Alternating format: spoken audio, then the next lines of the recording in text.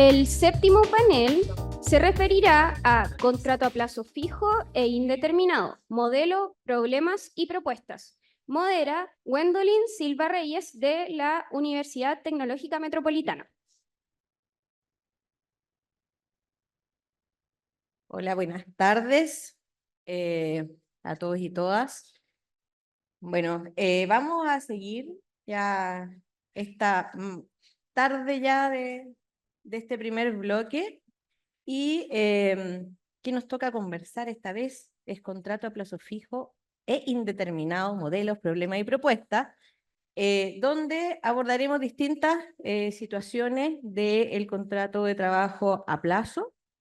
La profesora Carmen Domínguez va a hacer una revisión de su configuración jurídica y luego tendremos algunas perspectivas en particular por la contratación temporal desde la perspectiva del control causal con Diego Rosas, el control y criterio de la aplicación del potencial desaforo maternal con Jorge Arredondo y don José Antonio Santander nos va a hablar del extraño despido de un trabajador independiente, ¿ya? De la ley 21.431.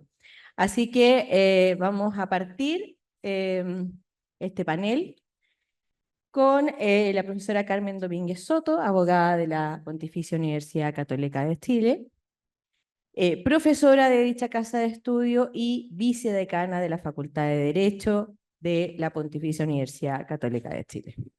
Carmen.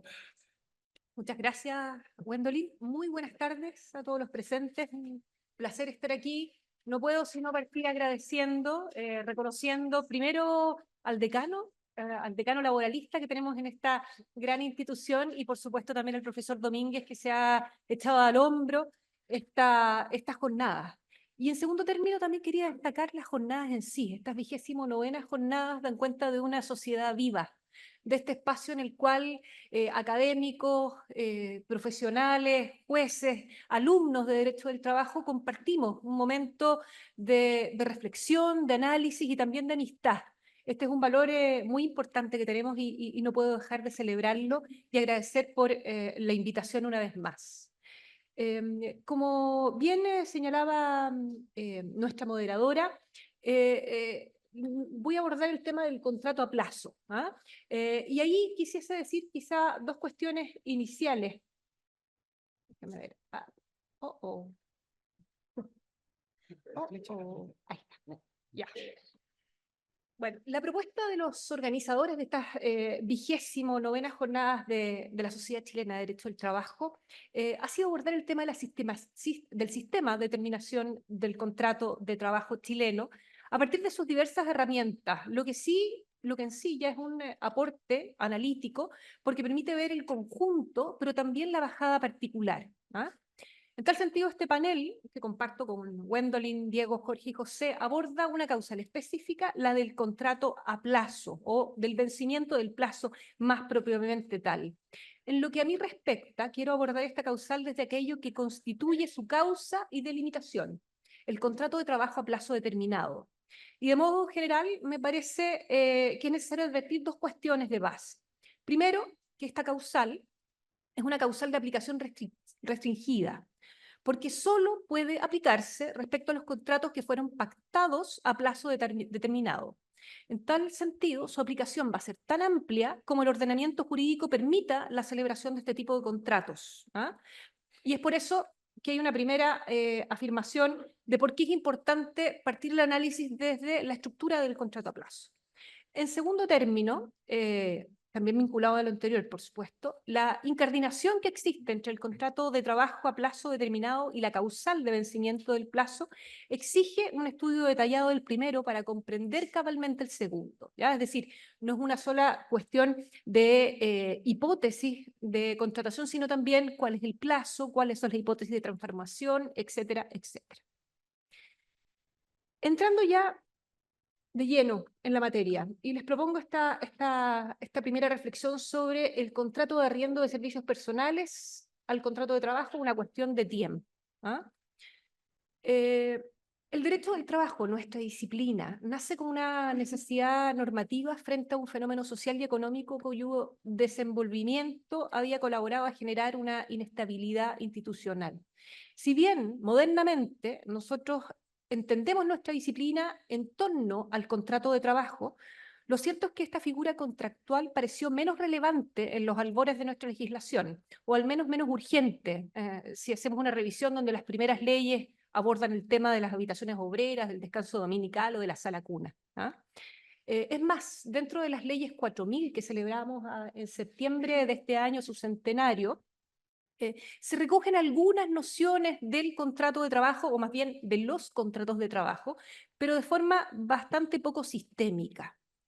Sin perjuicio de eso, que es un punto histórico, que ya voy a justificar el por qué lo abordo, sí quisiese señalar que a nivel internacional, cuando nace el derecho del trabajo, sí estaba la convicción de la necesidad de avanzar en temas laborales como presupuesto de la justicia, la paz y la democracia, y promoviendo la creación, o mejor dicho, la construcción de un contrato específico que vinculara al trabajador y al empleador.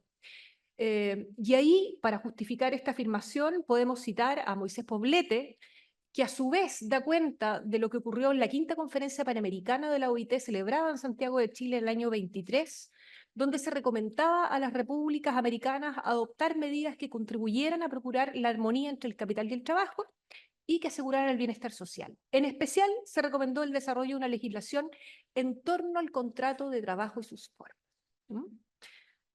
Siguiendo ese análisis histórico, entonces, encontramos que nuestro primer Código del Trabajo se organiza a partir de estos 4 títulos y uno de ellos específicamente aborda el tema del contrato de trabajo. Habla de diferencia entre el contrato individual, el colectivo, y dentro del individual, a su vez, diferencia entre el contrato de trabajo de obreros y de empleados, ¿no? Replicando entonces la estructura de las leyes 4053 y 4059, pero tratando de dotar alguna mayor sistematicidad. En consecuencia, una primera idea que me gustaría levantar es que si bien el contrato no aparece en las primeras legislaciones como un eje estructurante del nuevo derecho, sí se advierte la necesidad de una configuración al menos diversificada de él. En segundo término, quisiera afirmar que el plazo dentro de esta estructura normativa del contrato de trabajo es un elemento central. De hecho, uno podría lanzar diciendo que es un criterio que nos permite distinguir la evolución del contrato de trabajo desde su origen hasta nuestros días. El Código del Trabajo del 31 define al contrato de trabajo como una convención que celebran, el patrono empleador con el obrero empleado, en virtud del cual se obligan recíprocamente el primero a ejecutar cualquier labor o servicio material o intelectual y el segundo a pagar una remuneración determinada por esos servicios, para luego desarrollar por títulos separados el contrato de trabajo de obreros y de empleados, habiendo algunas diferencias centrales respecto a ello. En cuanto específicamente a la duración de los contratos, mientras en relación al contrato de trabajo para obreros se establece que tiene una duración máxima de 1 año, pudiendo llegar hasta los 5 años en ciertas circunstancias, aunque estos plazos son renovables indefinidamente por periodos iguales. En el caso del contrato de empleados no se opta con esta misma claridad respecto a una duración determinada, pero sí se exige como contenido mínimo que el contrato a plazo defina su duración y describa la forma en la cual se va a entender renovado tácitamente por periodos sucesivos. Después existiendo una norma que habla sobre la renovación tácita por periodos iguales. En ninguna de estas dos regulaciones se exige justificar el por qué se está contratando temporalmente, y tampoco se prevé el pago de ningún tipo de indemnización cuando el contrato termina conforme al plazo que ha sido pactado. Sí se recoge la indemnización en caso de término anticipado de los contratos. Como lo ven, ya está en la norma laboral y no es una construcción jurisprudencial, como en algún minuto se ha dicho, donde se hace referencia al Código Civil. En tal sentido, podría concluirse que en la primera regulación del contrato individual de trabajo en Chile lo norma como un contrato eminentemente temporal, que puede renovarse por igual plazo, incluso tácitamente y de manera indefinida, sin causa justificante de su temporalidad, ni requisitos o cargas adicionales ante su término a la fecha pactada. Esto, por supuesto que podemos encontrar la justificación del por qué se opta por un contrato temporal en la raigambre civilista del contrato de trabajo, el arrendamiento. Y ahí no me quiero quedar solo en el contrato de arrendamientos de servicios, sino que en las otras formas de arrendamiento que también son el origen del contrato de trabajo, el arrendamiento de criados domésticos y el de confección de obra material en una de sus dos dimensiones. El contrato de arrendamiento es un contrato eminentemente temporal y probablemente de ahí viene este desarrollo de considerar originalmente el contrato de trabajo como un contrato temporal. Y por lo tanto así llegamos a la tercera idea y matriz. La promoción y la protección del contrato de trabajo en su dimensión de duración indefinida es muy posterior a las primeras leyes laborales y a la primera concepción del contrato de trabajo. En concreto lo podríamos situar en la ley 16.455 del año 66, la que limitó la duración del contrato de trabajo a plazo a 6 meses y contempló una norma de transformación del contrato en indefinido ante la mantención de la prestación de los servicios más allá del plazo. A lo anterior, por supuesto, seguirían todos los desarrollos legales de presunción de transformación del contrato a plazo por sucesivas renovaciones continuas o discontinuas. Pero además el plazo, una cuestión de tiempo. Pero además el plazo también ha tenido que ver o ha tenido un rol fundamental a la hora de definir la existencia o la no existencia de un contrato de trabajo. Y también ha sido utilizado como criterio diferenciador del acceso o de detentar ciertos derechos laborales. Muy rápidamente, la temporalidad ha sido considerada como uno de los indicios de laboralidad y por lo tanto de existencia del contrato de trabajo. Y ahí cito a Villasmil y Carballo, que en su libro que analiza la recomendación 198 de la OIT, dan cuenta que la estabilidad del vínculo laboral, más que ser un presupuesto de la relación laboral, es un indicador de dicha interacción, por cuanto da cuenta de la existencia de una organización productiva permanente y refleja la naturaleza de ejecución continuada del contrato de trabajo. Y así nosotros podemos encontrar distintos ejemplos en nuestra normativa, por supuesto el artículo 8, cuando excluye del concepto de contrato de trabajo aquellas prestaciones que se efectúan de manera discontinua o esporádicamente a domicilio. Pero además de esto, que uno podría cuestionarlo si tiene aplicación, ¿verdad?, actualmente, donde efectivamente la temporalidad de la prestación de servicios parece más propia de los tiempos actuales, también podemos identificar que el plazo ha sido, o la duración del contrato, ha marcado diferencias en cuanto a los derechos, a las prerrogativas que pueden tener ciertos trabajadores. A modo de ejemplo, nuevamente, la celebración de los finiquitos o la no celebración de finiquitos del artículo 177, o el cargo del aporte del seguro cesantía, la diferencia entre el contrato a plazo y el contrato indefinido, la limitación temporal del fuero sindical del artículo 309 y probablemente la más gruesa de todas, con ciertos bemoles actuales, la improcedencia de las indemnizaciones frente al término del contrato. Y a eso podríamos sumar algunas diferencias que hacen en las empresas. Los empleadores, tanto a través de políticas empresariales como de contratos colectivos, donde exigen un determinado tipo de contrato para acceder a uno u otro derecho. Me adelantaron mucho. Ahí. También, dentro de la lógica del análisis del contrato a plazo, podemos señalar que la contratación a plazo ha sido utilizada como una herramienta de flexibilidad o flexibilización. Yo les pongo aquí tanto de entrada como de salida. ¿Por qué? Si revisamos los datos de la ENCLA del 2019, todavía a la espera de la ENCLA 2024, esperamos, o 2025, no sé. ¿Verdad? Ha habido un aumento consistente en la contratación en virtud de este contrato, de contratos a plazo. Esto unido a los datos de la terminación del contrato de trabajo, advertimos que de las causales más usadas de terminación del contrato de trabajo es el cumplimiento del plazo, el 159 número 4, 13.8, el 39% por sobre el 26% de la conclusión de la obra y 19% de la causal de necesidades de la empresa. ¿A qué se debe esto? Bueno, primero, al hecho de que el contrato a plazo se ha recogido en términos muy amplios, sin exigencia de utilización o invocación de una causal temporal, una justificación temporal. En otros países se exige una cierta causalidad. Entiendo que mi compañero aquí va a abordar esa temática. En el nuestro no. Entonces yo puedo contratar porque lo voy a usar como contrato de prueba, o porque quiero reemplazar a alguien, o porque simplemente efectivamente tengo una necesidad temporal. En tal sentido también es usado para fines diversos a su naturaleza, como decía. Y además podemos también recoger que el surgimiento de nuevos contratos especiales, nuevos contratos de trabajo especiales, han utilizado esta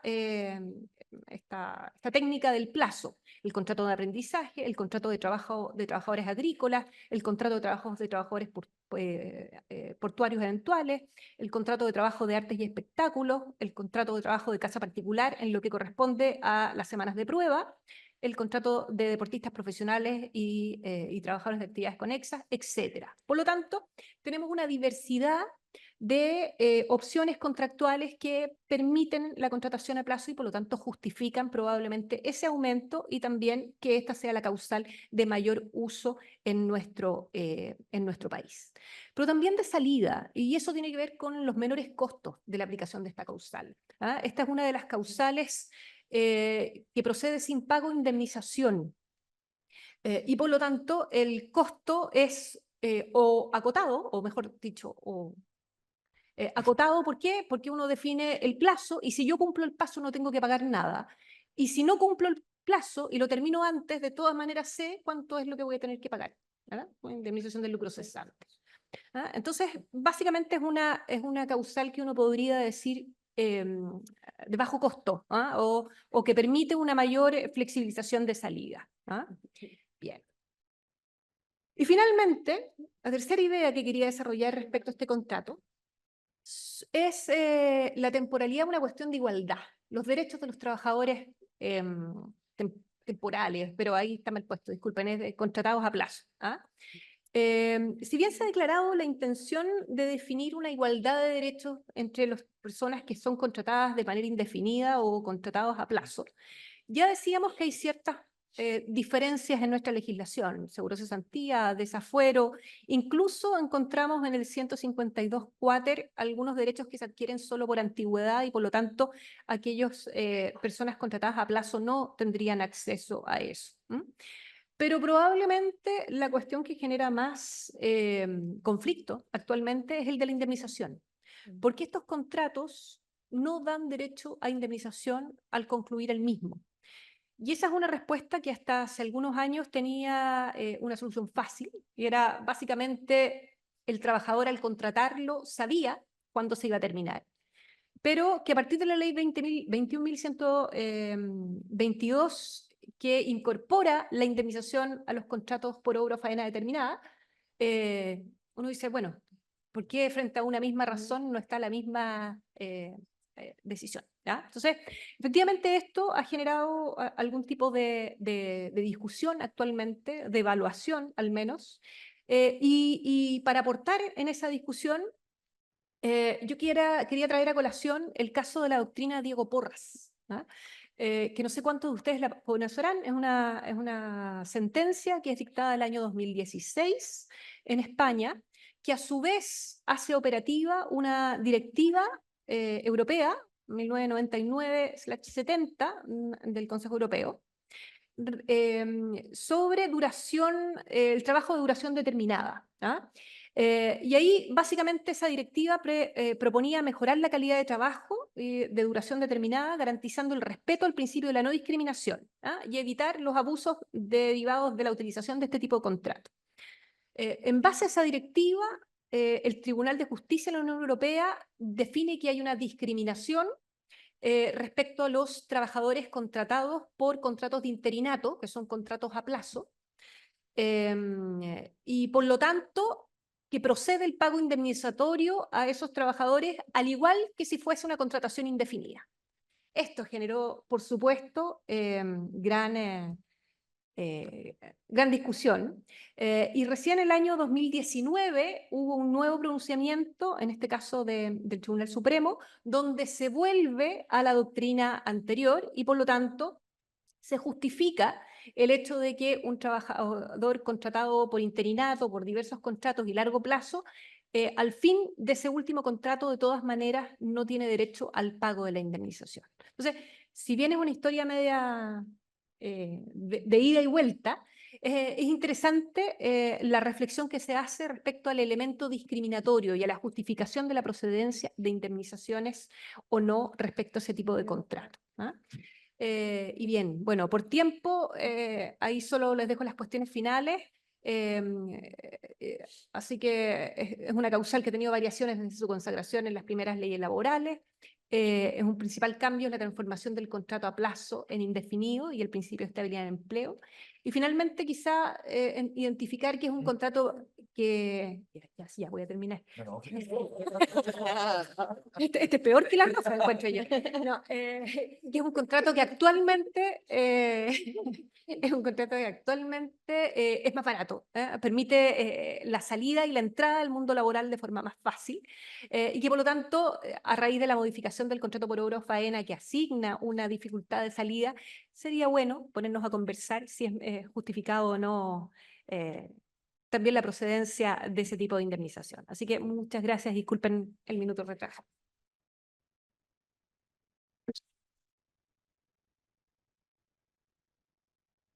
Muchas gracias, Carmen. Bueno, la profesora Domínguez muy ordenadamente nos situó desde los inicios de esta evolución histórica para contextualizarnos en el contrato a plazo y desde su origen, su vinculación civil, que permite de repente hacer las reflexiones para lo que viene en el análisis y un análisis también desde cómo esta contratación temporal tiene análisis desde la flexibilidad, desde la igualdad y para lo que queda de la mesa nos plantea también estas cuestiones de reflexión y de discusión que nos invitan y que también nos van a aportar nuestros siguientes panelistas.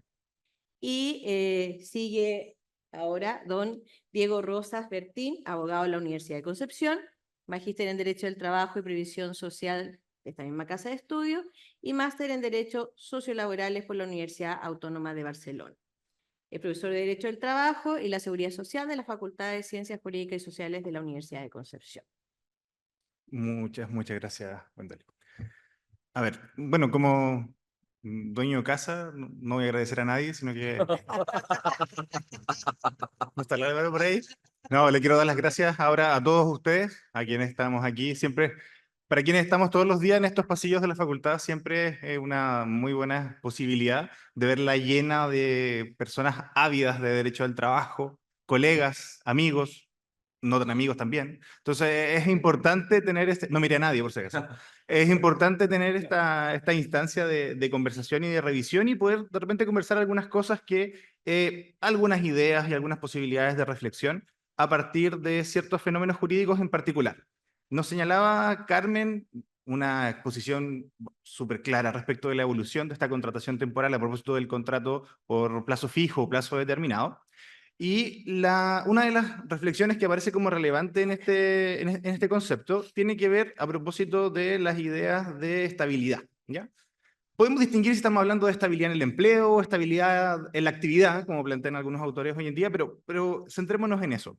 Y partimos de la idea de que esta estabilidad tenemos que analizarla desde varias perspectivas. Entonces tenemos que analizar que una necesaria estabilidad en el empleo tiene que ver no solo con los mecanismos de salida, sino que tiene que ver o puede tener que ver con los mecanismos de entrada a las opciones de empleo. Por lo tanto, en ese contexto tenemos que revisar cuáles son los mecanismos de flexibilidad de acceso junto a los de flexibilidad de salida. Y es aquí donde aparecen algunas ideas generales respecto de los principios del derecho al trabajo, principios de la continuidad, con los que podemos estar más o menos de acuerdo hoy en día respecto de mantener sin tanta crítica a las posiciones de PLA, que es una lógica de un derecho distinto, desregulado, pero en el fondo hay una idea general que debemos entender también desde la lógica un poco del fenómeno mismo del trabajo.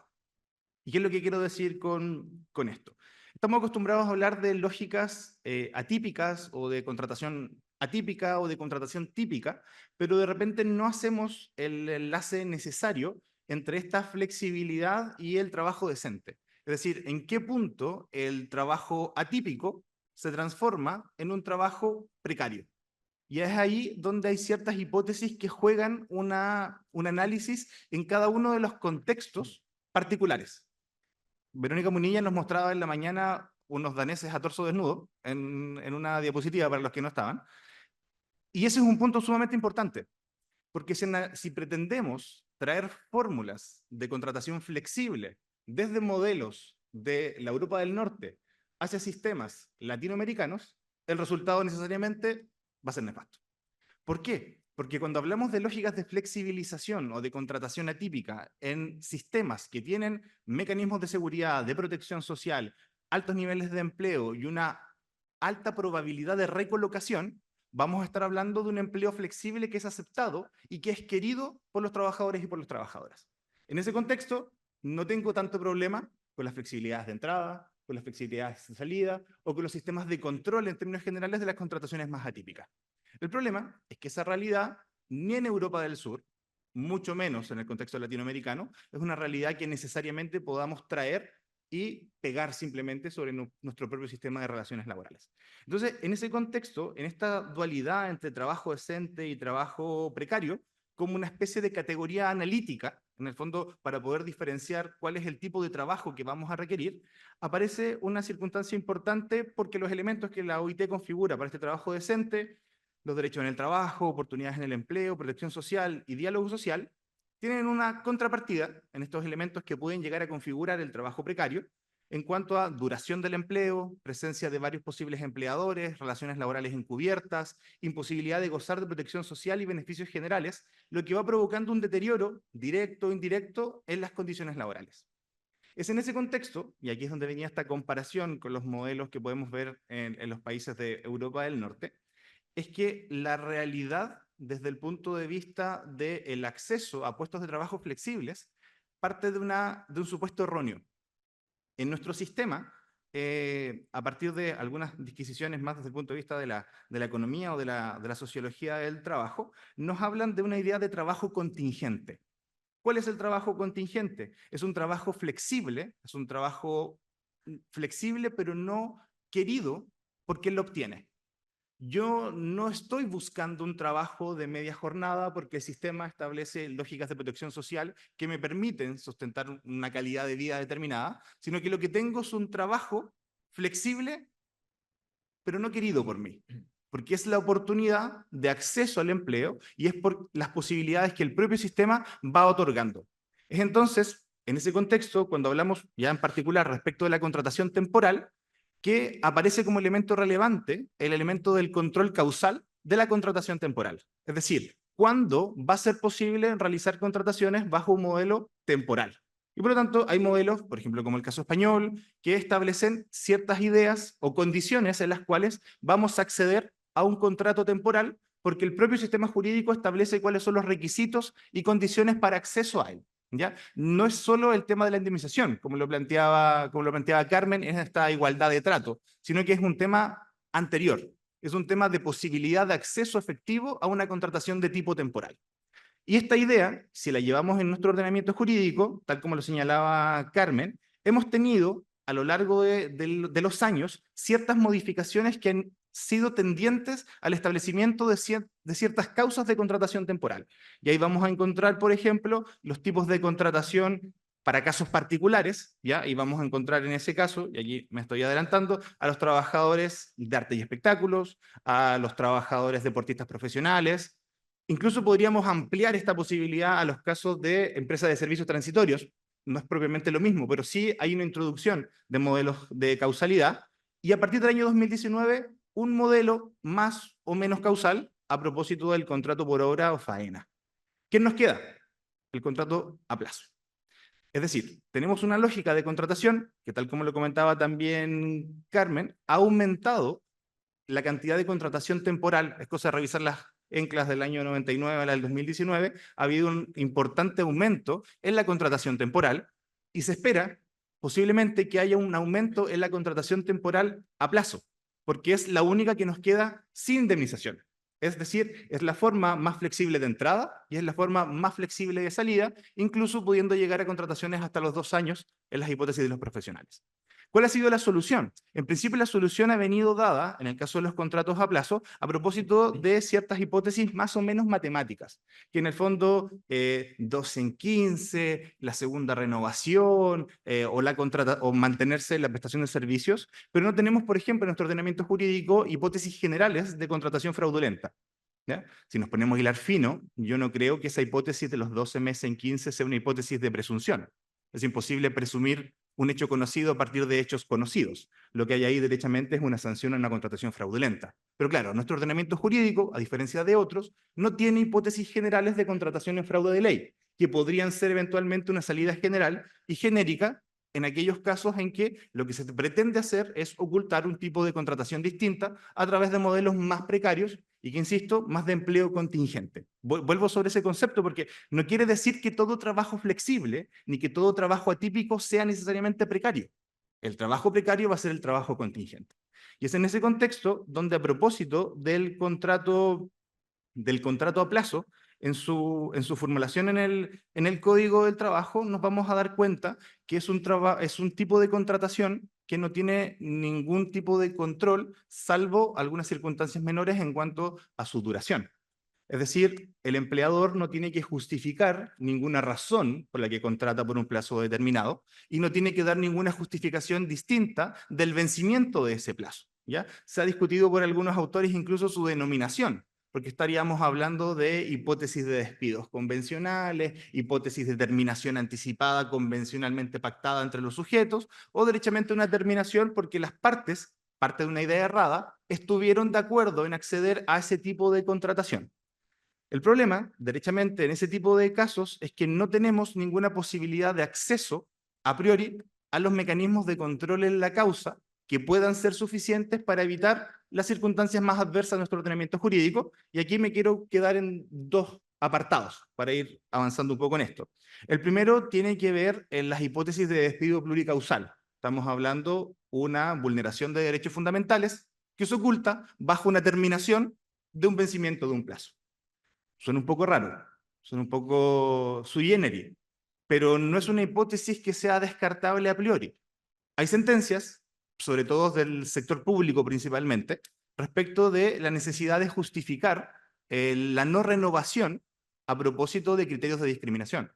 Es decir, podríamos discutir en sede estrictamente laboral por qué a ese trabajador que está en una hipótesis de discriminación no se le renueva el contrato porque el empleador simplemente no lo decide.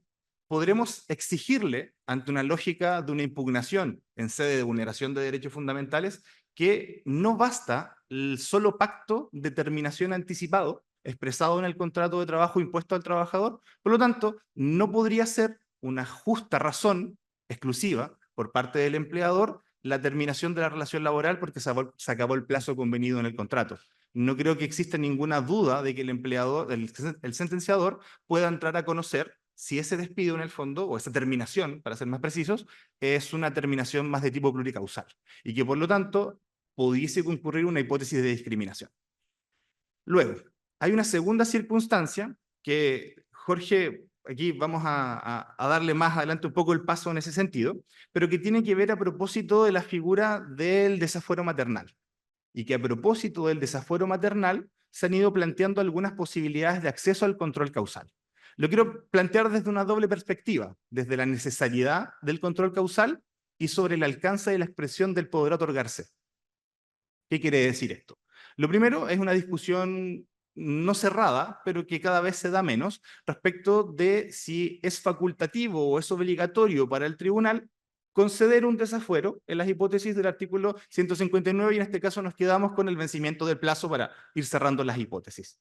¿Basta la sola concurrencia del plazo para que el sentenciador deba autorizar el término de la relación laboral o deben concurrir otros antecedentes? Entonces, la primera discusión viene dada por si el sentenciador puede concederla o no concederla de modo meramente facultativo.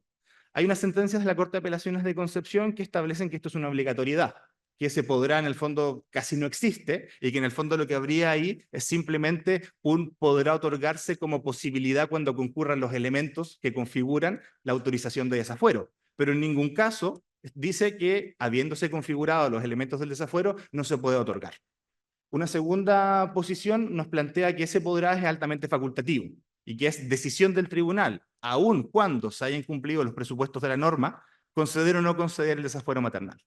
Yo soy más de la idea, en términos generales, y en los minutos que esta exposición lo permite, a propósito de un par de sentencias de la Corte Suprema en ese sentido. Hay unas sentencias, después estos textos serán publicados y los podrán ver y estarán todo lo necesario ir anotando los roles. Pero hay una primera sentencia de la Corte Suprema que nos plantea, en términos generales, la posibilidad de revisar estas circunstancias. Es decir, el empleador, al momento de solicitar el desafuero o al momento de plantearlo, deberá explicitar cuáles son las razones distintas de la sola época de terminación del contrato para la autorización de la terminación de la relación laboral.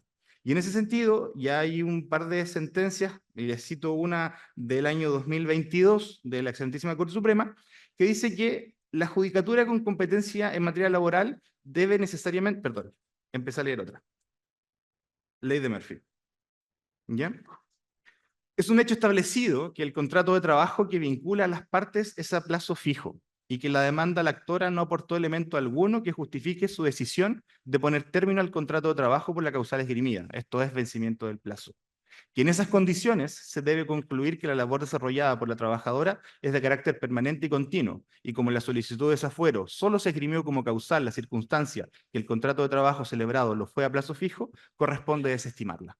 Es decir, ya hemos tenido una jurisprudencia que va avanzando en este sentido hacia el control causal en materia de la contratación temporal, acotado a la hipótesis de desafuero.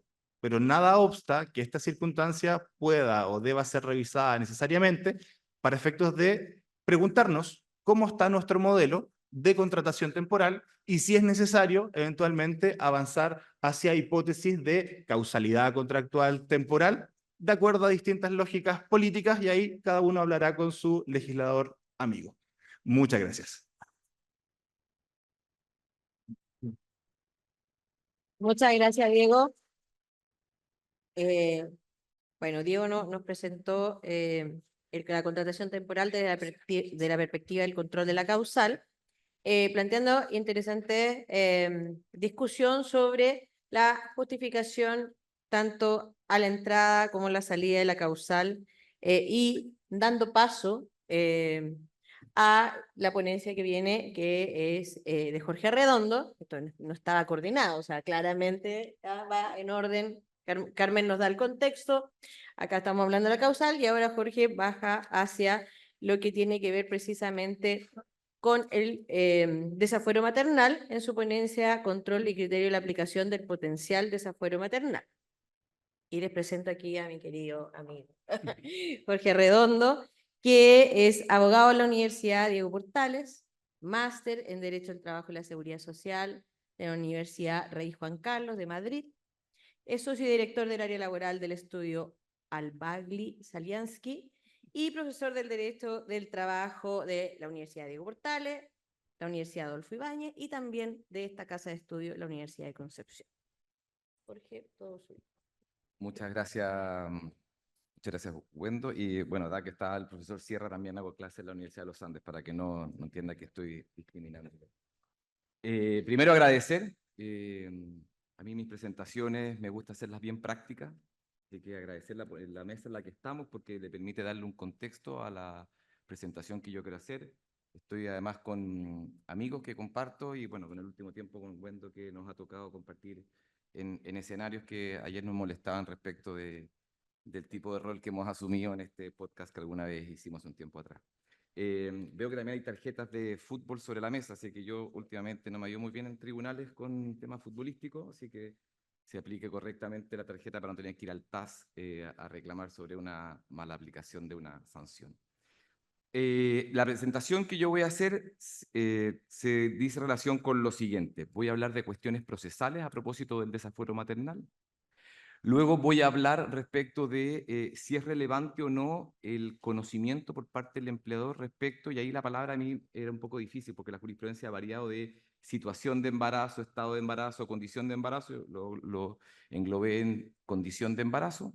Tercero, alcances de la facultad del juez para proceder o no a una acción de desafuero.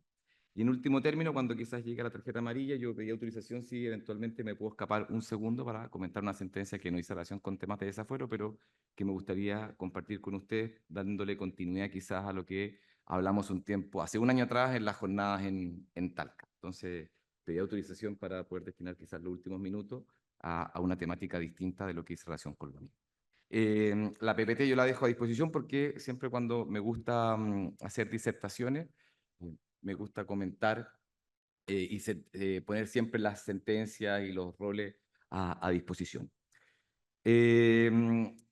Respecto de lo primero, cuando estamos hablando de desafuero maternal, me voy a referir obviamente en virtud de artículo 174 y artículo 201 del Código del Trabajo.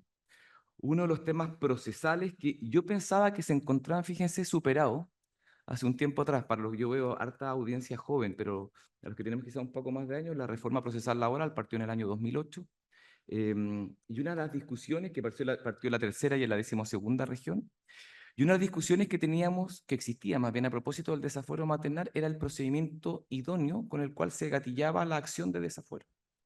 Si era la acción, era a través del procedimiento de aplicación general o era a través del procedimiento monitorio. Y existió algún tipo de discusiones en cuanto a si, por ejemplo, si se tramitaba vía procedimiento monitorio, era un procedimiento, el desafuero maternal, donde el demandante es el empleador y el demandado es la mujer embarazada.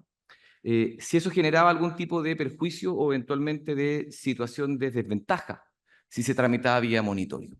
Y yo preparándome para la actividad, incluso me percaté y entiendo que hasta en Concepción se tramita vía procedimiento monitorio los desafueros. Entiendo que en Valdivia, al día de hoy, también se tramitan vía procedimiento monitorio los desafueros. Esos son los dos, según en Antofagasta se tramitaban hace un tiempo atrás también por desafuero, pero por acta del comité de jueces se tramita ahora vía procedimiento ordinario. Pero es un tema que fíjense que no está zanjado, ya ha pasado ya bastante tiempo, desde el 2008 hasta la fecha, de cuál es el procedimiento idóneo. Por lo siguiente, porque esto dice relación obviamente con las reglas del monitorio, y cuando el monitorio que se aplica para hoy en día las contiendas superiores a 15 ingresos mínimos mensuales, o dice la ley, las contiendas derivadas de la aplicación del artículo 201 del Código del Trabajo. La pregunta es, ¿cuál es la contienda del artículo 201 del Código del Trabajo? El 201 es largo, tiene distintos incisos, y yo entiendo, y esta ya me imagino que uno no solamente viene no vengo, más bien en mi caso, no vengo solamente a disertar una sentencia, sino que a dar una opinión. Yo entiendo que la contienda del 201 es la acción de reincorporación. Es donde la mujer, en cierto modo, adquiere la calidad de sujeto activo, porque se le ha cesado la terminación de su servicio y requiere una respuesta rápida y eficaz por parte del ordenamiento para retrotraer las cosas a un estado anterior. Mi apreciación es que no corresponde el desafuero para el procedimiento monitorio. Esta es una discusión y se las dejo porque esta sentencia me llegó ayer en la noche, no está en la PPT, en la causa rol 95 del 2009 de la Corte de Apelaciones de La Serena, recurso de nulidad interpuesto por la Oficina de Defensoría Laboral de La Serena, disputó sobre lo mismo, sobre que cuando se llegó a sentencia, presentó el recurso de nulidad, pero obviamente tuvo que haber preparado, obviamente, cuando se le dio inicio a la tramitación, diciendo que acá hay un perjuicio. Y lo que se solicitaba era retrotraer las cosas al estado anterior, es decir, al momento de proveerse la demanda de desafuero, porque no debía haberse tramitado por monitorio, sino que debía ser tramitado por ordinario. Los fundamentos de derecho, en cierto modo, es que hay en cierto modo, el monitorio es mucho más concentrado, entonces, en cierto modo, existe una poca capacidad de respuesta por parte de la mujer embarazada. Eventualmente con el estándar de fundamentación de la sentencia, que genera una situación distinta en el monitorio versus el ordinario. Y por ejemplo, que en la situación puede generarse una situación de desigualdad, que en el despido Un trabajador despedido tiene 60 días para presentar una demanda y el periodo eventualmente de anticipación que tiene la mujer para hacer frente a la contestación en un monitorio es un plazo menor. Y además también hablan respecto de la historia de la ley, este fallo de La Serena. Yo en mi memoria, perdón esta autorreferencia, pero soy bien ñoño, entonces me gusta buscar sentencias. Yo estaba casi seguro que vía quejas había resuelto esto, pero no la logré encontrar. Quizás no existe o quizás simplemente fue un lapsus mío o quizás no lo di, pero me quedo con el fallo de La Serena, me quedo también con otros fallos que tengo a disposición, pero creo que una de las primeras discusiones es esa, es el procedimiento idóneo para tramitar un procedimiento de desafuero. Segundo, problemática que tiene el tema del desafuero.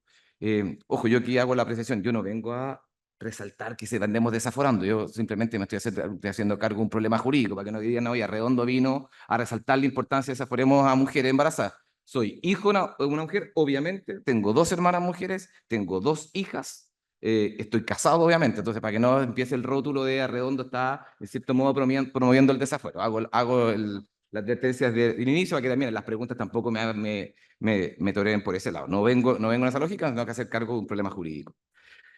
Segundo problema jurídico procesal. ¿Hay plazo para iniciar la acción de desafuero maternal? ¿Existe una acción? Porque la pregunta es la siguiente. La comunicación del estado de embarazo de la mujer en un contrato a plazo fijo puede darse en cierto modo en 2 escenarios. Durante la vigencia de la relación laboral, es decir, que avise antes desde que cese el plazo, o dentro de los 60 días siguientes desde la culminación del plazo. Bueno, si la trabajadora embarazada avisa antes del vencimiento del plazo, por ejemplo, el contrato a plazo fijo termina a finales de noviembre y avisa hoy día, 15 de noviembre. ¿El empleador tiene un plazo para iniciar la acción de desafuero? 1. 2. ¿La acción de desafuero debe hacerla mientras esté vigente el plazo o la puede presentar, por ejemplo, la acción de desafuero una vez vencido el plazo? ¿Alguna vez la Corte Suprema, cuando estábamos en lógica de recurso a casación y en la sentencia que yo pongo hoy a disposición, aplicó analógicamente, perdón, la Corte de Apelaciones de Santiago, porque la Corte Suprema dio vuelta, aplicó analógicamente el artículo 162 como plazo para iniciar la acción de desafuero?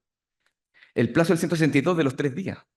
Entonces le dijo, usted empleador, que la mujer le avisa la situación de embarazo en un contrato a plazo fijo, tiene 3 días para iniciar la acción de desafuero.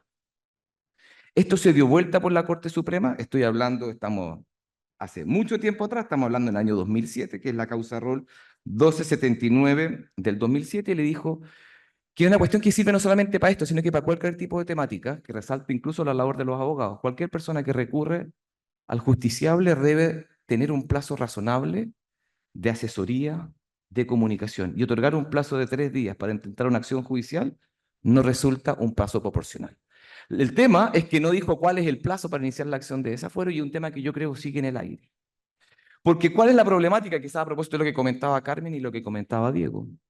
Que lo que pudiese pasar en este ejemplo que doy yo, que el contrato a plazo fijo hasta el 30 de noviembre del año 2024, que a partir del 1 de diciembre la mujer siga trabajando, y avisó la situación de fuero el 15 de noviembre.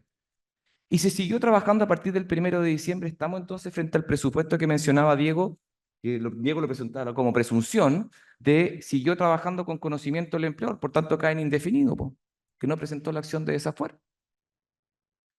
Y segundo, y bueno, y si tengo que reincorporar, porque me avisó dentro de los 60 días siguientes, después del 30 de noviembre, y yo reincorporo, ¿se entiende que reincorporo con indefinido o reincorporo con plazo? Entonces creo que hay una discusión ahí que la jurisprudencia no nos ha delimitado respecto del plazo de interposición de la acción de desafuero. Lo que estoy claro es que no son el plazo de 3 días, pero tenemos una discusión ahí respecto de cuál es el tiempo en que debe iniciarse una acción de este tipo. Tercer tema procesal. Cuestión que ha pasado y se encuentra resuelto incluso por la Corte Suprema en recurso de unificación. Acción de demanda de desafuero maternal. Trabajadora contesta respecto a la demanda de desafuero maternal en cuanto al vencimiento del plazo, y puede irse con la lógica que es un contrato permanente, que eventualmente existe una posibilidad de movilidad funcional, pero no solamente contesta, sino que demanda reconvencionalmente. ¿Y qué demanda reconvencionalmente al empleador? Tutela derechos fundamentales. Derivado, por ejemplo, que incluso que el desafuero es un acto de discriminación como acción, o que eventualmente durante la vigencia de la relación laboral, durante los últimos 60 días, padeció situaciones que posiblemente pudiesen ser constitutivas de derechos fundamentales. Cuestión procesal a resolver. ¿Es compatible que en un mismo procedimiento se sustancie el desafuero maternal, donde la empresa es el demandante, la mujer embarazada es la demandada, y a la vez una demanda reconvencional, donde la mujer es la demandante y la empresa es la demandada? ¿Por qué es la problemática? Porque la demanda reconvencional por tutela, el sistema probatorio es de indicio. Y el desafuero maternal, procedimiento de aplicación general, si no estamos en el monitorio, obviamente, superado ese tema, no nos rige la carga probatoria de los indicios. Entonces, hay temas a resolver. Tutela judicial efectiva, eventualmente economía procesal, pero ¿cuál es eventualmente el estándar probatorio para resolver esos dos tipos de materia? ¿Qué resolvió la Corte Suprema a propósito de... Resolvió vía queja, perdón, no vía recurso de unificación, porque no había materia de derecho objeto del pleito. Dijo que eran compatibles ambos procedimientos, ambas acciones. Por tanto, en virtud de la lógica del 487, dijo que en un mismo procedimiento sí podían resolverse lo que decía resolverse, sí, llevarse a cabo lo que decía relación con el desafuero maternal versus también lo que era una vulneración de derechos fundamentales. Entonces, tres temas procesales que en un caso que, claro, los contratos de plazo fijo y desafuero obviamente no tiene la mejor prensa, pero a mí me pareció relevante en instancias como estas académicas poner a disposición, sobre todo con la dispersión que podemos tener en distintos tribunales con el tratamiento de estas materias, y usted tendrá que tener posición respecto a si es monitorio, si es ordinario, si hay plazo o no para iniciar la acción de desafuero, y respecto a si es compatible la tutela con el desafuero maternal.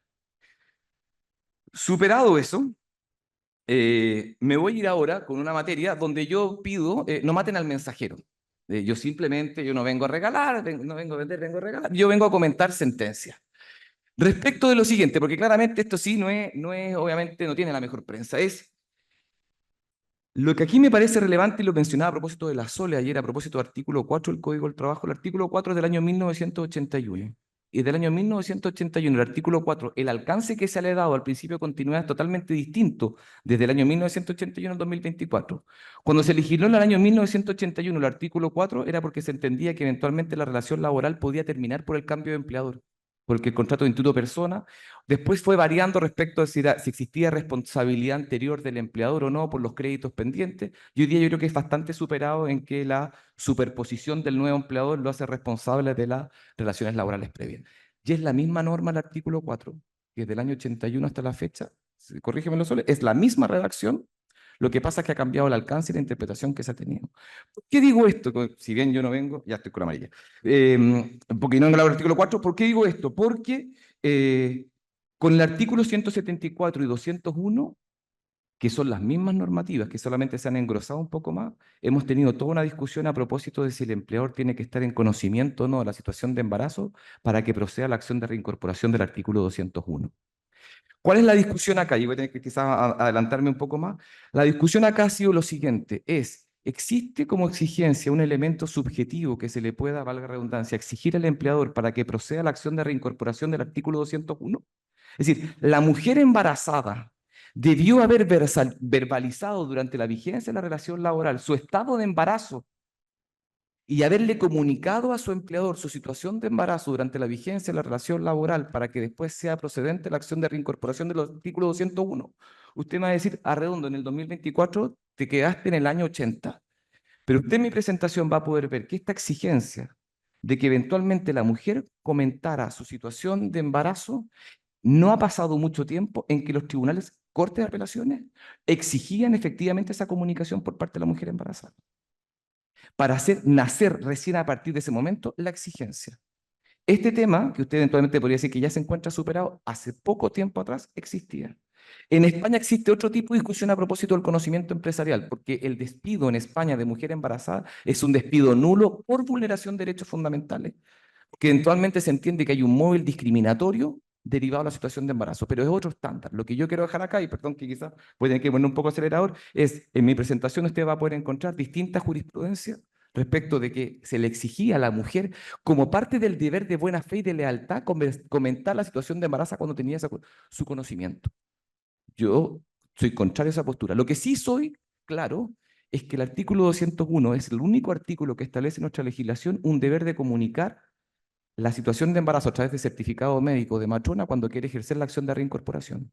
Es el único momento en que la ley le dice a la trabajadora que debe eventualmente fundar sus dichos por el efecto que tiene, que es la reincorporación con el pago de las remuneraciones por el tiempo que estuvo separada ilegalmente de sus funciones. Solo una idea más quizás para pasarme al tema que quería tomarme una licencia, que lo complemento con Diego. 2 recursos de unificación a propósito del desafuero como facultad. El 7647, que venía ya, Diego, del año 2015, que es un recurso de unificación, y el segundo es el 18947, que es del guión 2018, que se falló en el 2019. Uno agradece hoy en día a la Corte Suprema cuando lee recurso de unificación, y yo lo invito sobre su fin de semana a leerse esta sentencia, es que hoy día la Corte nos hace sumamente fácil entender cuál es la materia de derecho objeto del juicio, normalmente en el considerando segundo de su sentencia, cuando pone incluso entre cursiva cuál es la materia de derecho que va a resolver. Y uno agradece como operador que eso exista. La licencia que me tomo, querida jefa, en los últimos 2 minutos. Yo me iba a ir hoy día a las 9 de la noche, pero como existen personas que están ejerciendo lo que algunos han llamado el legítimo derecho de huelga, yo en el día de hoy, y dado que yo tengo deberes parentales, tengo que ir a hacerme cargo de mis queridos 2 hijos menores, porque mi señora se está yendo con mi hija mayor, porque si no yo feliz me hubiese quedado a comentar esto, para que no crean que Arredondo tiró una bomba y arrancó, lamentablemente me voy a tener que volver en auto ahora. Entonces, lamentablemente no es que yo comente algo para él. Hiciste lo mismo en Talca. Es que voy a hacerlo. Hiciste lo mismo. Bueno, en Talca, y por eso el cierre, pero para darle continuidad a la jornada. En Talca yo comenté lo siguiente, no hice relación con despido, así que le pido a Álvaro perdón por lo siguiente. Yo en Talca comenté una sentencia, una situación respecto de servicios mínimos, derecho de huelga y facultad de la Dirección del Trabajo. La discusión que teníamos en ese entonces, y me llegaron bastantes tomates, creo que uno incluso venía acá de mi querida amiga Wendo, era que yo asumí una postura y yo dije, llegado a un acuerdo entre el empleador y los trabajadores en el alcance de los servicios mínimos, la Dirección del Trabajo carece de facultades absolutas para hacer observaciones o reparos de respecto al acuerdo de los servicios mínimos. Y yo dije incluso una frase, si es que mi memoria no me falla, no infantilicemos las organizaciones sindicales. La ADT no tiene una facultad de control, ni del punto de vista de forma, ni de fondo. Y incluso enuncié un fallo del magistrado del primer juzgado de letras del trabajo de Santiago, porque teníamos un conflicto, y reconozco que tengo ropa de dentía en el tema, porque teníamos un conflicto con la ADT, porque la ADT nos había, en cierto modo, respecto a un acuerdo de servicios mínimo, reprobado el acuerdo, pero por un tema formal, que era que en vez de eran el sindicato con 4, habían firmado 2, porque los otros 2 no mantenían vigente su relación laboral, por tanto, tampoco los otros 2 dirigentes podían firmar. Y la ADT no nos observó ese acuerdo de servicios mínimos. Pero la discusión, más allá de la forma, respecto de si eran 4 o 2 o cuántos tenían que firmar, la discusión en el juicio, y que después se levantó a la Corte, era si la Dirección del Trabajo tiene facultades. Que se lo pongo quizás más sencillo. ¿La DT es un depositario, buzón, o simplemente tiene, en virtud del ejercicio de proteger la libertad sindical, poder observar un acuerdo de servicios mínimos? Los tomates me llegaron a propósito de ese momento. Yo le traigo una sentencia que ratifica lo del primer tribunal del Trabajo de Santiago, las sentencias del 12 de noviembre, por eso yo a algunos les comenté que la iba a mencionar. Fue 2-1. La causa rol es se lo menciono para que usted no venga que yo vengo a mentir, 3599 del 2023.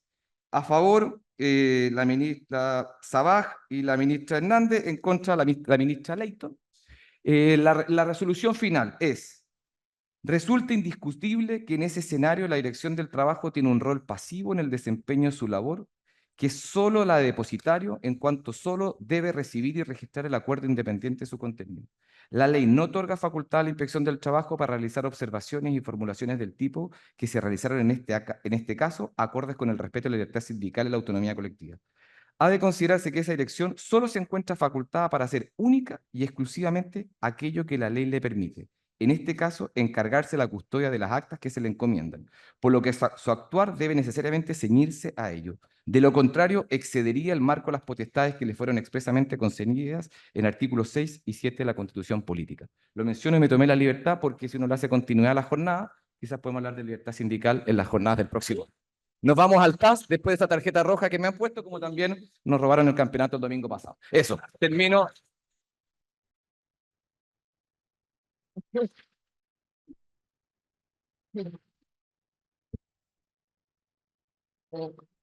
Gracias, Jorge. Vamos a dejar, todavía falta un poco para los comentarios. Bueno, para seguir, bueno, Jorge abordó la distinta problemática que el contrato a plazo y el desafuero maternal nos puede traer y el desafuero en general, no solamente desde el plazo, desde el punto de vista de el procedimiento aplicable, el plazo para solicitarlo y cuestiones procesales de su interposición y la facultad finalmente de resolver. Y ahora, para ya terminar este panel, nos va a exponer José Antonio Santander Guidi sobre el extraño despido laboral de un trabajador independiente, la ley 21.431. José Antonio es abogado de la Pontificia Universidad Católica de Chile, magíster en Derecho del Trabajo y de la Seguridad Social y alumno de doctorado de la Universidad Católica de la Santísima Concepción, donde también es docente. Gracias. Bueno, antes de comenzar, por supuesto, agradecimiento a la comisión liderada por Álvaro en haber aceptado esta comunicación y permitirme conversar con ustedes. La primera salvedad. La segunda salvedad, este trabajo tampoco no es innovador.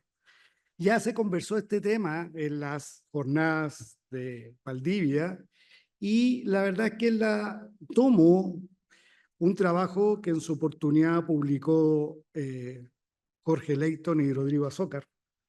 Así que vengo a hacer un clic, un avance, 2 pasos más de esta extraña ley. Después mi opinión es por qué extraña, por decirlo menos. La idea es recordar esta conversación el día domingo. Este domingo, cuando probablemente más de alguno estemos descansando, este día que el código permite descansar de la jornada laboral que tuve, en mi casa probablemente me digan, oye, ¿por qué no comemos algo rico? Bien, pero pidámoslo. Bien, ¿y qué hago yo? Saco esto y pido.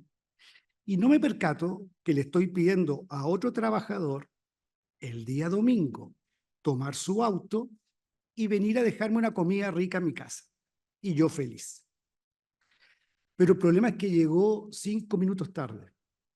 Y llegó 5 minutos tarde porque no encontró la dirección de mi casa. No me saludó cuando tocó el timbre de mi casa.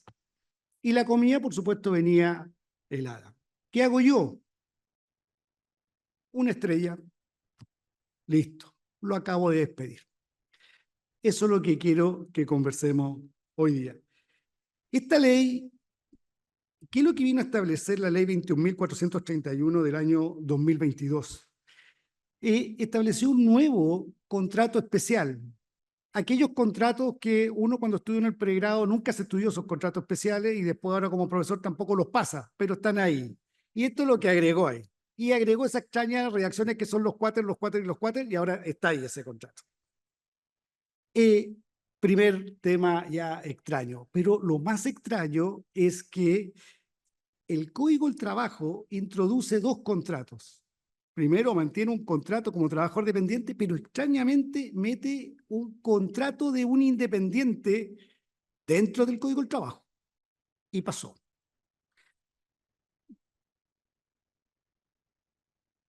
Un poco de historia solamente para entender esta ley brevemente.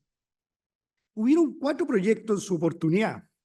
El 2019 ingresa un primer proyecto que lisa y llanamente decía que todo trabajador de plataforma era un trabajador dependiente. Listo. Ahí quedó el proyecto. Segundo proyecto el mismo año. Fue un poco más específico, de poco artículo, ¿eh? Solamente vino a establecer o a regular los trabajadores, el contrato de trabajo de los repartidores. Este que fue el día domingo a dejarme la rica comida, pero helada. Dijo, todos los trabajadores son dependientes. Algo ocurre en el tercer proyecto. El tercer proyecto cambió y dijo, no, vamos a partir al revés. Vamos a partir que son independientes. Y después, bueno, ahí verán en las demandas si los calificamos de dependientes, pero partimos como independientes. Los 2 anteriores, dependientes. El cuarto que el que salió ley, el 2020, aún más extraño. ¿Por qué más extraño? Porque no buscaba esta calificación de contrato de trabajo dependiente-independiente, sino que simplemente venía a regular algunos temas de seguridad, como se hablaron en la primera mesa. Pero en la tramitación de estos 2 años, algo ocurre que se incorpora dentro de nuestro Código del Trabajo normas de trabajadores independientes. Eso es extraño, o sea, estamos aceptando normas o derecho civil, pero eso lo vamos a dejar para después las conclusiones. La ley primero estableció que, claro, podemos reconocer trabajadores dependientes e independientes, pero si cumplen los requisitos del artículo 7. Hasta ahí vamos bien, en la regla general. En realidad no es todo el artículo 7, en realidad solamente la potestad de mando y dirección. En realidad tampoco no es toda la potestad de mando y dirección, sino que solamente específico en uno. Les podemos decir cuáles. Específicamente son las estrellas que nosotros ponemos. Ahí está la facultad de mando y dirección para poder calificarlo. Pero después la ley hizo algo más extraño. Dijo, no, ¿saben qué más? Mejor vamos a dejar que la plataforma determine en un contrato si el trabajador va a hacer un contrato de trabajo dependiente o independiente.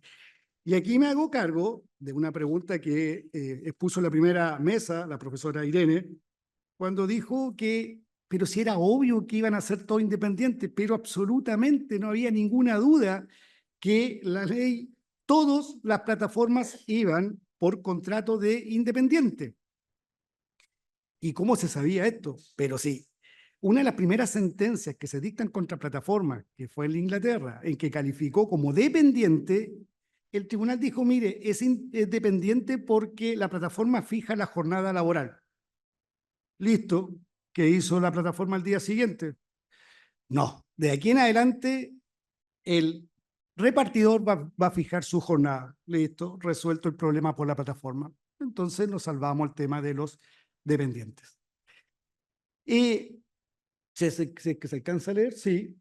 Bueno, ¿qué es lo que está ahí? La ley estableció, me queda muy poco, la ley estableció que el contrato de trabajo de los independientes tenía que tener algunas cláusulas que en realidad son iguales o muy similares a un contrato de trabajo.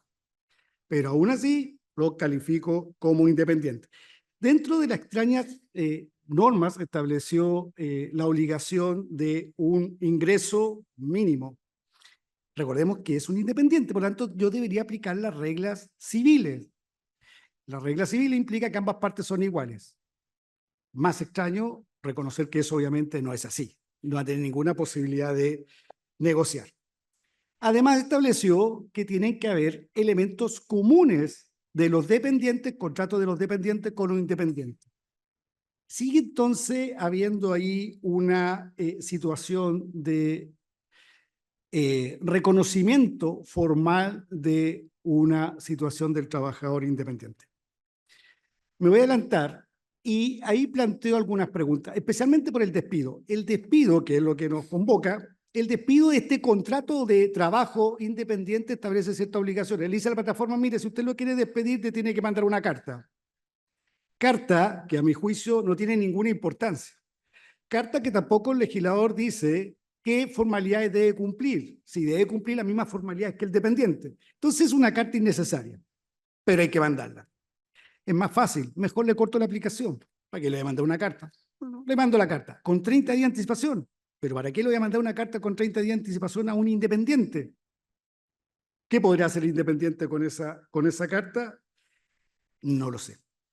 Después tengo que, más encima, el contrato del independiente establece que tiene que haber un canal de denuncia por alguna situación de mala calificación. O sea, cuando yo ponga la única estrella el día domingo, ese independiente tiene el derecho de ir a la plataforma y decirle por qué Santander puso una estrella. ¿Y qué pasa si lo despido? No lo despido, le corto la aplicación al día siguiente. Bueno, ¿habrá vulneración de algún derecho fundamental? No, porque es independiente. Ah, pero está en el Código del Trabajo.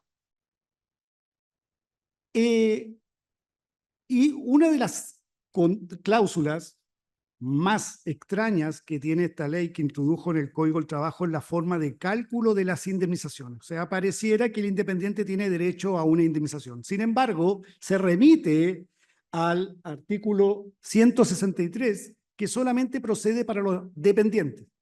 La Dirección del Trabajo, en un esfuerzo increíble, trató de entender esto.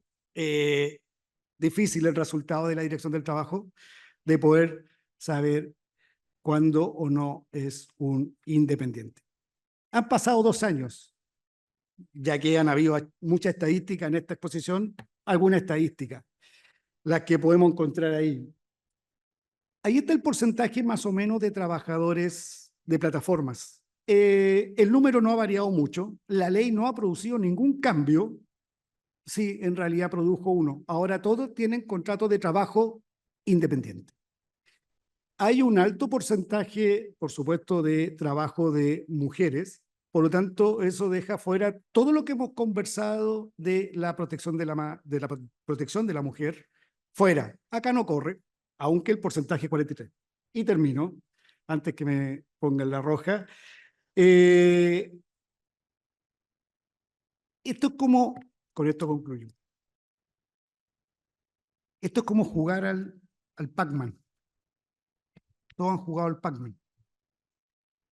Yo no sé si el derecho del trabajo, el Pac-Man que se está comiendo al derecho civil, o peligrosamente es el derecho civil que se está comiendo al derecho del trabajo.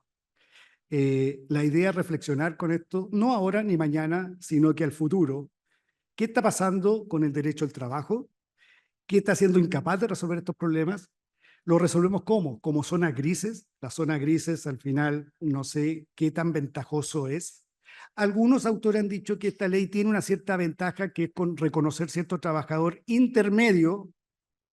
No comparto esa postura de autores. Eso del trabajador intermedio, no sé qué significa, no sé cuál es la mejora. Yo creo que aquí las cosas tienen que ser claras, como eran los 2 primeros proyectos. Es un trabajador dependiente. Dejar el tema del reconocimiento de relación laboral es peligroso y precariza aún más la situación de estos trabajadores.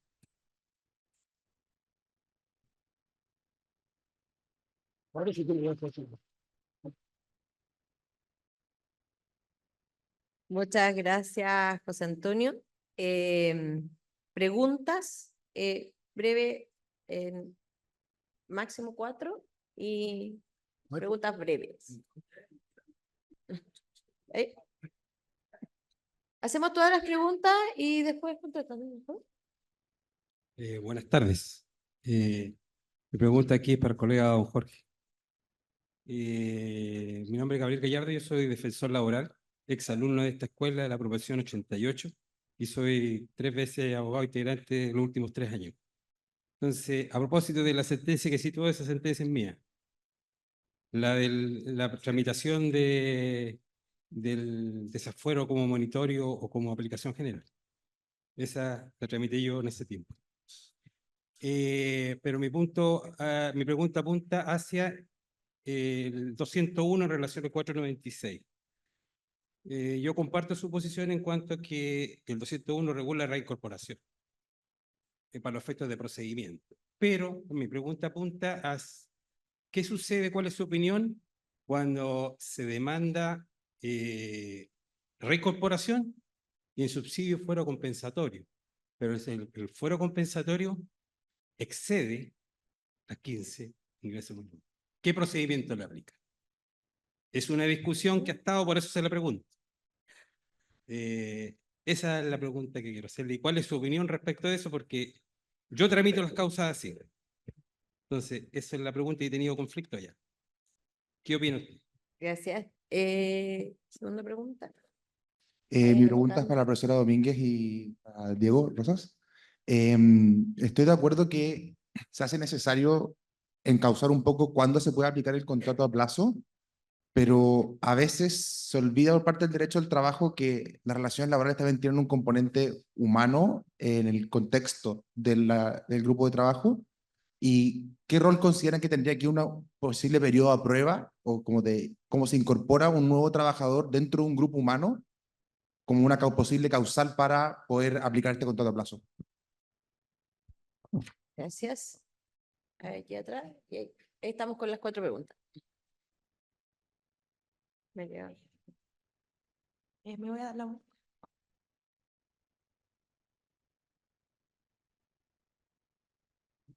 Muchas gracias. La pregunta es transversal para el panel. ¿Qué sucede en la hipótesis en que hay la existencia de vulneración de derechos fundamentales con la vigencia de un contrato a plazo fijo? Y por ese motivo se produce la supuesta terminación del contrato, o puede haberse producido una vulneración de derechos fundamentales en la vigencia de la relación laboral. Porque es efectivo que se produjo algo, por ejemplo, la extracción de un casillero en el cual se encontró cocaína o marihuana. En ese caso hubo una vulneración de derechos fundamentales, pero ¿cuál sería la opción que le quedaría al trabajador a juicio del panel? La primera, vulneración con derechos laborales con relación laboral vigente. La segunda, tutela con ocasión del despido. O la tercera, definitivamente, que no prosperaría una denuncia por vulneración de derechos fundamentales por ser un contrato a plazo fijo. Gracias. Hola, buenas tardes. Mi nombre es Ángela Hernández. En realidad, primero en relación a lo que comentaba el profesor Santander sobre plataformas digitales, tal vez haberse quedado con el fallo muy fundado y muy razonado del juzgado de Concepción hubiera sido una buena idea. No, pero en realidad mi duda es, no sé bien si al profesor Domínguez, a la profesora Domínguez, perdón, al profesor Diego Rosa, ¿qué posibilidades existen en el evento de existir un contrato a plazo fijo, que atendida a la naturaleza de las funciones, se pueda establecer que en realidad se trata de funciones de carácter permanente, que es como lo que se falla habitualmente en materia de desafuero? O sea, es un trabajador, no sé, que desempeño funciones en un programa PIE, que es un programa que se realiza todos los años y que por lo tanto esa función no es temporal, sino que es de carácter permanente. Y en ese caso, si ven como alguna contraposición con la norma, que es el 159 número 4, que establece esta posibilidad de contratar sobre 2 años, máximo 2 años. O sea, ¿se podría pasar a llevar esa norma en función únicamente a el carácter de la función, perdón, que se realiza? Esa es mi duda. Gracias. Ya, muchas gracias. Bueno, partimos por Jorge. Ramón, ¿no es cierto? ¿Tú no? Que está viendo aquí también quién había patrocinado el recurso, que sería Ramón Celaya Ríos. Román, perdón. Bueno, tu pregunta no me la había hecho, porque como Arredondo no promueve los desafueros maternales, dado que lo que se está viralizando, que me está llegando, que Arredondo promueve los desafueros, no me la había hecho, pero dado que me preguntas, yo la interpretación que asumiría es que cuando en el 496 decimos las contiendas, la pregunta es ¿cuál es la contienda? ¿Cuál es el hecho infraccional? Y el hecho infraccional, para mí, es, bueno, pues vamos entonces ahí al 201, es si por ignorancia el estado de embarazo. Ese es el hecho. Por tanto, para mí no habría inconveniente que en el monitorio, aunque demandes en subsidio cuestiones que superen los 15 ingresos mínimos mensuales, se tramite vía monitorio, porque en rigor la contienda está suscitada por la situación de una infracción a una norma de orden público, que es el principal cuestionamiento, y que es lo que, en cierto modo, esa contienda la uno entre el 496 y el 174 en ese párrafo. Por tanto, no me metería, creo que la contienda ahí es la situación de infracción a la norma de orden público de proceder al término de relación laboral de una mujer con fuero. Por tanto, la cuantía eventualmente, para mí en ese caso, no es parte de la contienda, en el sentido de que es consecuencial, pero no puede ser limitativo eventualmente el ejercicio de la acción y que se tramite por monitoreo. Entonces yo creería que no hay un vicio. Y creería también que no hay problema tampoco de ultrapetita ni nada por el estilo, porque nuevamente habrá que ver cuál es la génesis del conflicto. Y la génesis del conflicto, creería yo, es la no cumplimiento del artículo 201 en cuanto a la terminación de la cesación de los servicios de una mujer embarazada. No sé cómo se ha resuelto, no me ha pasado nunca, no sé si también a otros le ha pasado, no sé cómo se resuelve en cuanto a que si después se declara, eventualmente lo reconduce a ordinario, de oficio. Separaron como si fuesen dos conflictos distintos. No, yo creo que por tutela judicial efectiva, por economía procesal, yo creería que debe ser a través de monitoreo.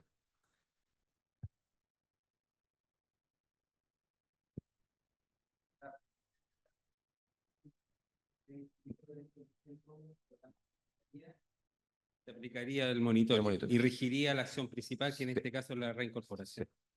Pero como digo, no me ha pasado porque Arredondo no promueve los desafueros. Muchas gracias.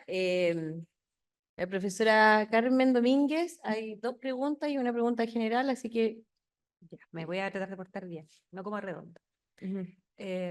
A ver, yo creo que puedo contestar conjuntamente la de Lucas y la tuya, no sé cuál es tu nombre, después la de la acción de tutela. ¿Ya?